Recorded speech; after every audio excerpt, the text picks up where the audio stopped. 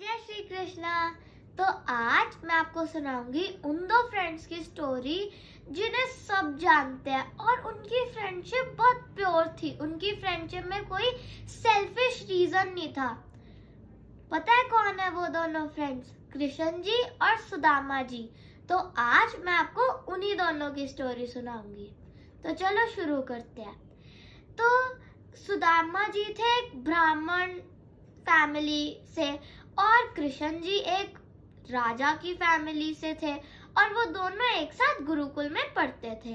तो एक बारी उनके गुरुजी उन्हें कुछ सामान लाने को बोलते हैं कि सिटी साइड से, शहर के साइड से उन्हें सामान लाने को बोलते हैं। तो वो जाते हैं। तो जो गुरु माता होती है वो उन्हें थोड़े से चेवड़ा पैक करके दे देते हैं। तो रास्ते में जंगल आ जाता है, ऊपर से रेन भी हो रही होती है, बारिश भी हो रही होती है। तो उधर आ जाता है शेर, टाइगर। तो वो जल्दी जल्दी पेड़ पर चढ़ जाते हैं और वो वेट करते हैं कि टाइगर चल जाए। तो तब सुदामा जी को लगती है भूख, वो अपना पफ राइस खा लेते हैं और फिर भी उनकी भूख नहीं मिटती। तो वो सोचते हैं कि कोई बात नहीं, मैं कृष्ण जी की पोटली में से भी थोड़ा थोड़ा खा लेता हूँ। थोड़ा थोड़ा करते करते वो सब खत्म कर देते हैं। तो जब कृष्ण जी कहते हैं कि चलो आओ खाना खाते हैं, तब उन्हें बहुत सैड फील होता है, गिल्टी फील होता है कि मैंने सारा खाना खत्म कर दिया। और ये गिल्ट फैक्टर उनका बचपन से लेकर एडल्टहुड तक रहता है। तो जब गुरुकुल खत्म हो जाता है तब कृष्ण जी राजा बन जाते हैं और सुदामा जी ब्राह्मण। तो वो ब्राह्मण बन के उन्हें बहुत सफरिंग आती है, उन्हें हेल्प की जरूरत होती है। तो उनकी वाइफ उन्हें कहती है कि उन्हें बहुत बारी कहते हैं कि आप तो कहते हो आपके फ्रेंड द्वारका के राजा है, तो उनसे आप हेल्प मांग क्यों नहीं लेते? पर सुदामा जी को वही गिल्ट फैक्टर होता है, इसीलिए वो कहता है कि नहीं, मैं नहीं अपने मित्र से मांग सकता। पर जो बहुत ही डिफिकल्टी आती है, उनके खाने पीने में भी उन्हें बहुत डिफिकल्टी आ रही होती है, तब वो अपनी वाइफ की बात मान लेते हैं और वो चले जाते हैं।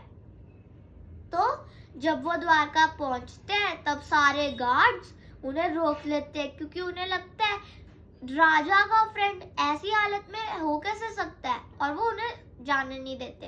तो सुदामा जी कहते हैं मेरे को जाने दो, मैं सच कह रहा हूँ, मैं कृष्ण जी का फ्रेंड हूँ। पर वो नहीं जाने देते। फिर सुदामा जी कहते हैं अच्छा, वो ना एक पोटली देते हैं जिसमें पफ राइस होते हैं। तो वो कहते हैं कि अच्छा फिर आप ऐसा करो, ये ना कृष्ण जी को दिखाना, उन्हें पता लग जाएगा। तो जो गार्ड्स होते हैं वो चले जाते हैं कृष्ण जी पास, वो लेके।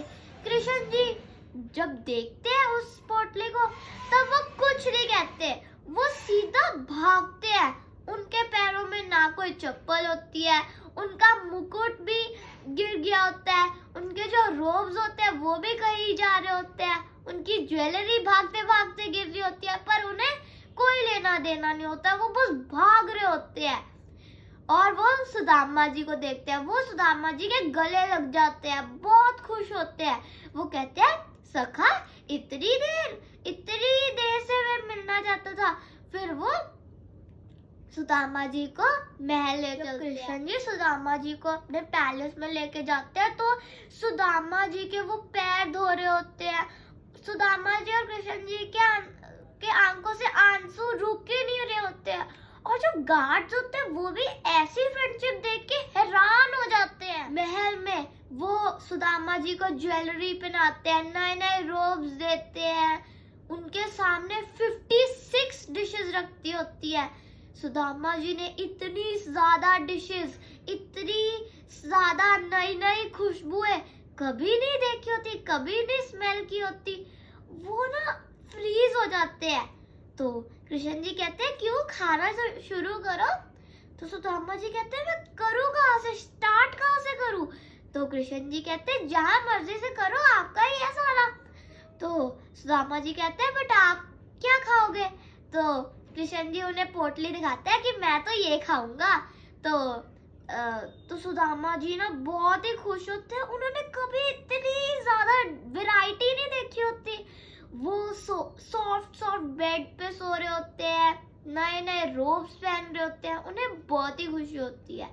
पर रात को उन्हें अपनी वाइफ और अपने बेटों की याद आती है, तो वो दुखी हो जाते हैं।